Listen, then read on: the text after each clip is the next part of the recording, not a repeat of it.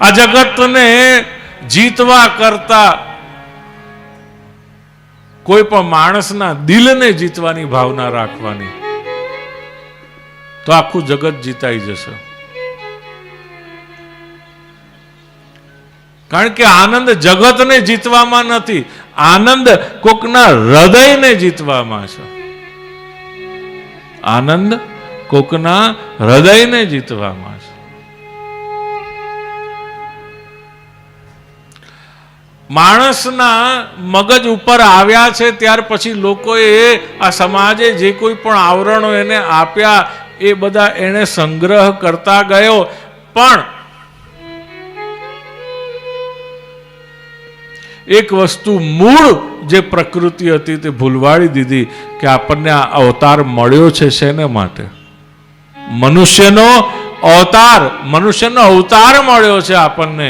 એ મનુષ્યનો અવતાર શેને માટે મળ્યો છે? પૂરક થવા માટે. વાલા કુટુંબીજનો યાદ રાખજો, પૂરક થવું બસ. આખા જીવનનો કોઈ પણ પૂછે કે સાર શું છે, તો કે પૂરક થવું. કમ્પીટ નહીં, ટુ કમ્પ્લીટ, ટુ કોમ્પ્લિમેન્ટ. પૂરક થવાનું છે. આપણે કમ્પીટ કર્યા કરીએ છીએ બધાની સાથે અને કમ્પેર કર્યા કરીએ છીએ, એટલે જે છે એને પણ ગુમાવી દઈએ છીએ. એના કરતા try to be complete, try to be compliment to each other.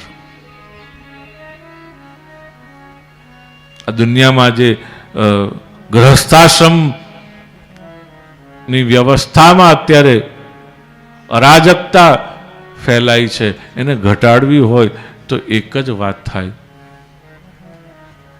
કે કોમ્પ્લિમેન્ટ થાઓ, એકબીજાના કોમ્પ્લિમેન્ટ બનો, સ્પર્ધા નહીં. બોલો ગોવર્ધનનાથ કી જય.